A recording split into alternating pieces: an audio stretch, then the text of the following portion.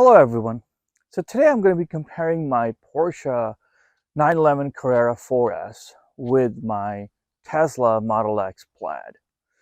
Now usually comparing a sports car with a family SUV is like comparing apples and oranges. However, I have owned both of these cars and a lot of my friends ask me, hey, which one do I like? Which is more fun? Which is, you know, which has more accelerations and things like that. So that's why I decided to create this video to share my experience of owning both of these cars. So this one here is a 2020 Porsche 911 Carrera 4S with about 435 horsepower. It has 6 cylinders, twin turbo, and it has Sports Plus. I'm going to talk about that part later on.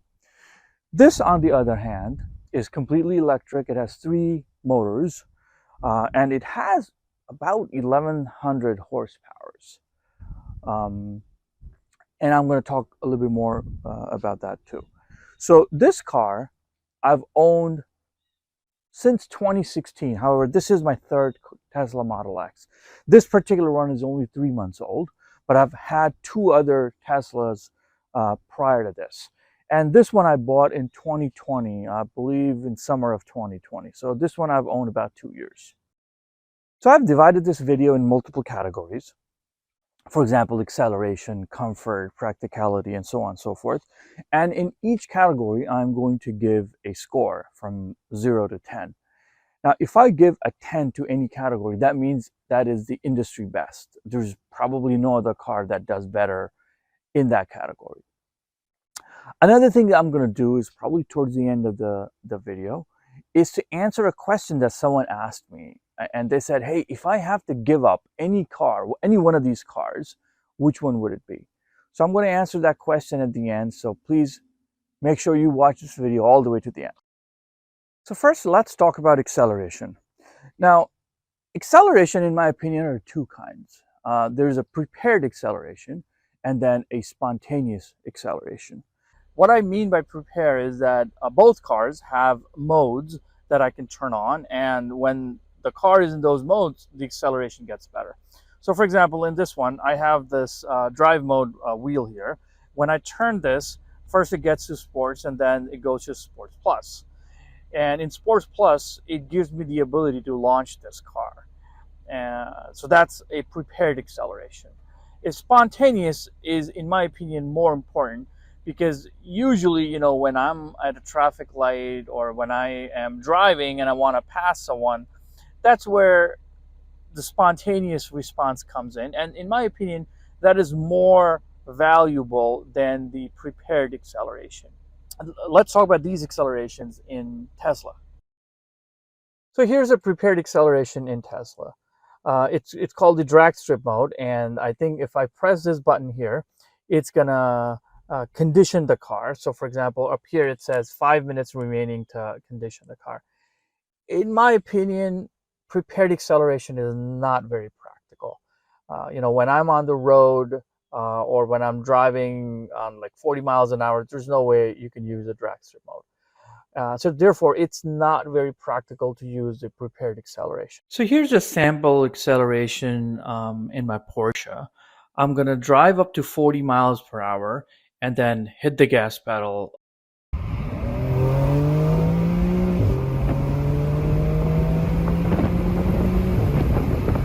And here's the same acceleration in my Tesla. And here are the results.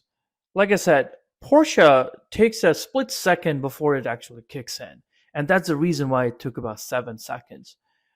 Tesla, on the other hand, it just goes the second or the millisecond I hit the gas pedal. As far as scoring goes, I'd give that one a 10 out of 10 for acceleration. This one about 8 out of 10. Now, don't get me wrong, 911s are fast, but you cannot compare them to an electric vehicle. It's just too much. On that one, you just hit the pedal and it goes right away. In this one, there are certain things that has to happen in the background. For example, the turbos have to boost, the gears have to come down and all that. And all those things add up to a time. So when the minute you hit the gas pedal, there's probably a split-second delay before it actually kicks in. So that's the reason why I'm giving this an 8 and that one a 10. All right, now let's talk about comfort. So I would give this car about an 8 for comfort. And the reason I'm giving it an 8 is because, in my opinion, I've driven like an S-Class Mercedes, and this is no S-Class Mercedes when it comes to comfort. So, and that's the reason why I'm giving this an 8. In fact, I own a Lincoln Navigator, and often we feel that is more comfortable than a Tesla Model X. A 911, on the other hand, actually any sports car by design is not comfortable. They are meant to go fast, but not comfortable. So every bump, that are on the road, you actually feel it in this car. I don't like taking this car on roads that has speed bumps. So because of that, I'm going to give this a 6 and this one an 8. Next, let's talk about fun factor. Now, when it comes to fun, I don't think any car can beat this one. It's a lot of fun. So this definitely gets a 10. And part of the fun comes from this being a convertible. In fact, that convertible part is so important to me that if I am not able to put the top down, I don't drive this car. So for example, I don't drive it in rain. I don't drive it when it gets really cold. So from October to, I say, maybe end of May, end of March, I don't drive this car. This one, I would give about an 8. Now, when I first got my Model X in 2016, the fun actually came from acceleration. And it is a lot of fun. However, as time passed by, that part is no longer very important. In fact, when I drive this car, I'm usually driving it normally. I don't like driving this car fast. And that's why I'm going to give this an 8, and this one gets a 10. Next, I'm going to talk about technology. Now, I'm sure you probably watched tons of videos on YouTube about how good the technology is in a Tesla, and it is really fantastic. A lot of features, right? So this gets a definite 10 when it comes to technology.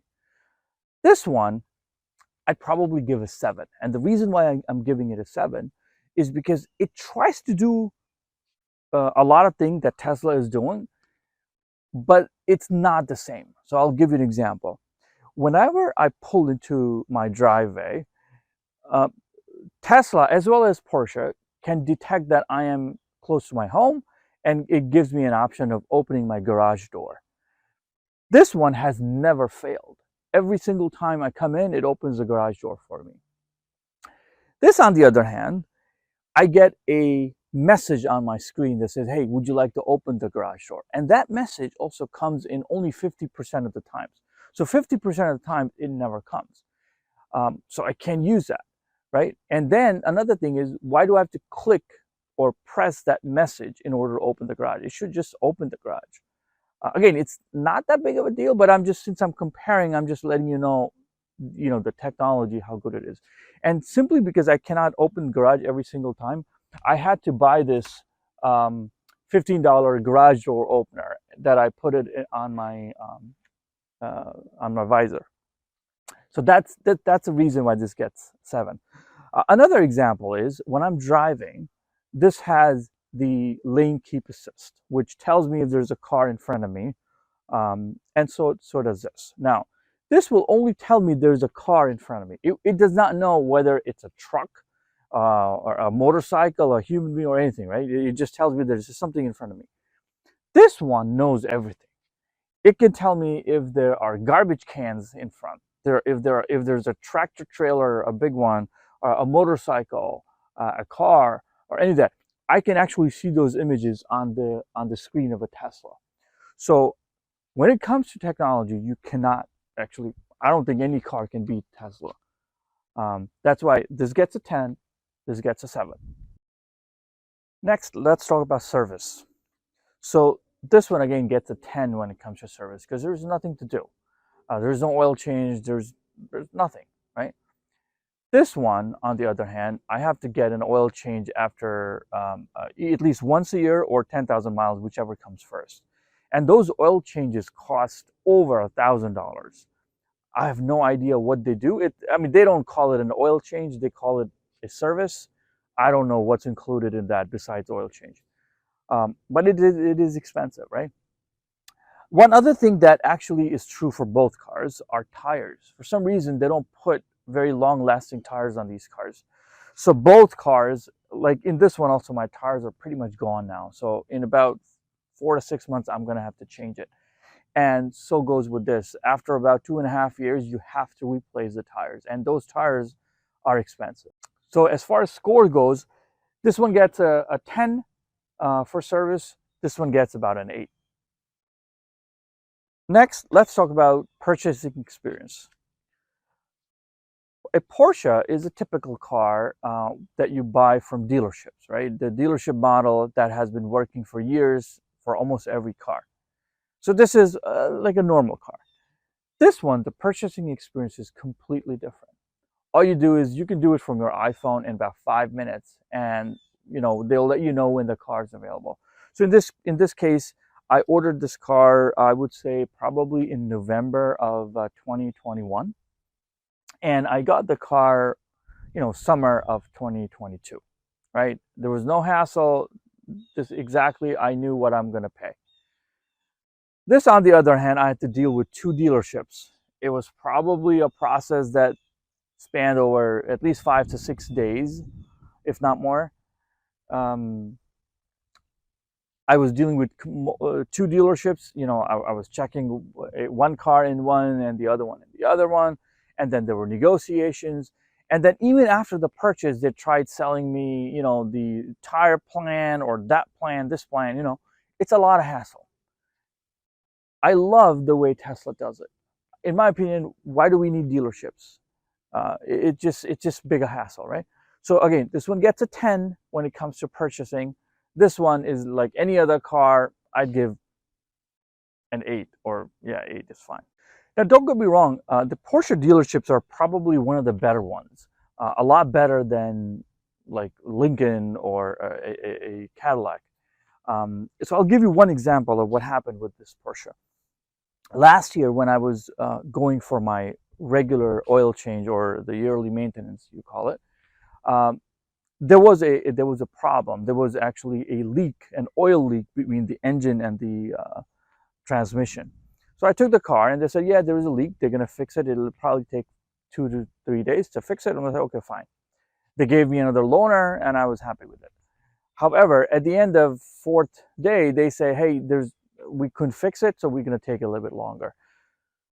Long story short, it took about 2 months to fix the car. They actually put a brand new engine in the car. Okay, so I have not heard any company putting a brand new engine just because there's an oil leak. So this car, at about 8,000 miles, it got a brand new engine. Second, I called Porsche, and I told them, hey, you know what? The only time I get to drive this car is during summer. And this summer, I haven't driven it for 2 years, so what can you do about it? And they sent me a check for $5,000, which is unbelievable, right? So that's something that only Porsche can do. I don't think you can do that with any other. Well, I'm sure maybe a Mercedes or a BMW would also entertain that.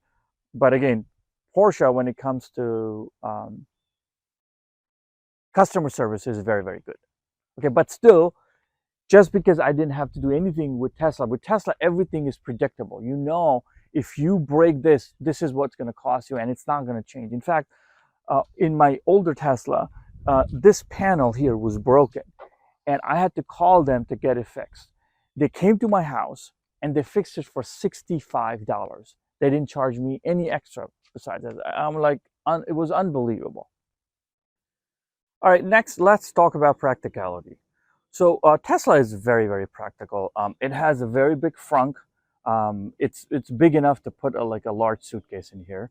And then in the second row also, there's a lot of room. Now, one thing that I really like about it is that there is no hump in the middle. Like if this were like an Acura MDX or any other four-wheel drive SUV, usually there's a hump in the middle, right? And because of that hump, You cannot use that area for storage or anything. So this is very, very good. And plus it has a very big trunk in the back, and you can put a lot of stuff. So because of all these reasons, I'd give it a 9. And the reason I'm not giving it a 10 is because there are other cars that are probably more practical. Like for example, my Navigator over there, you can't beat that when it comes to practicality. It can go over a lot of areas, and it's a much better car when it comes to practicality, right? Now let's talk about practicality for this one. It's not great. The only thing it has is these are the 2 seats here, and they are not very big, so nobody can sit. You can only use them for storage. Up here, they do give you a cup holder. By the way, having cup holders in a sports car is actually a luxury. Not that many sports cars have cup holders, but this one does actually. So again, it's not a lot of room, right? And then in the front, there is a front trunk, and it's pretty big. Again, you can put a medium-sized suitcase in here. So it's a fairly big trunk. So again, when it comes to practicality, I'd give a Porsche a 5 out of 10, and this one about 9 out of 10. All right, next let's talk about brand recognition.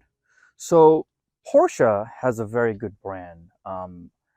Whenever I'm driving this car, I get a lot of compliments in this car. So I would give probably a 9 for Porsche. Tesla, on the other hand, is also a very good brand. However, it's becoming very common. I remember when I first got my Tesla in 2016 and I took it to New York City, people actually were coming to take pictures with it because at that time, the Model X were very new, right? Nobody had Model X's. Now, Teslas have become very common. So it does not draw that much attention. So, because of that, I would give probably a 7 to a Tesla, but a 9 to this one. So now let's talk about handling. Obviously, this is a sports car, and therefore the handling is much, much better than this. This is a very fast car, but it's not a sports car. So handling is not very good. In fact, this is a very heavy car. It's like driving an F-150. It weighs that much, right? So when turning on an exit ramp, I have to slow down when I'm in Tesla. Whereas this one, I can easily go 50, 60 miles an hour on an exit ramp without any problem. And plus, on curvy roads, this handles much, much better than this. So as far as score goes, I would give this a 9. And the only reason I'm giving it a 9 is because there are other sports cars that are probably better than this when it comes to handling. Even Porsche has other trims. 911 has other trims that are probably better, like GTR. This one, on the other hand, this is it. There are no other trims. So as far as handling goes, I would give this a 5 and this one a 9. All right, finally, I want to answer a question that somebody asked me. Hey, if I have to give up one of these cars, which one would it be? So before I answer that question, I want to mention one thing. This car is a pure fun car. It has very little practicality. I cannot do groceries in this car. I do take it to work occasionally, but it's not a very practical car. It's a fun car. It's a really, really fun car. This one, on the other hand, is a practical car, right? Actually, my wife usually drives this car, and she basically takes it everywhere. We take my son to his football practice, everywhere, right? So if I have to give up a car, unfortunately, it's going to be this, because I know that this is a necessary car, and if I have to give up this car, I'm going to have to replace it right away with something else. I cannot live without it. This one, on the other hand, if I give this car away, I don't think I'm buying this car again.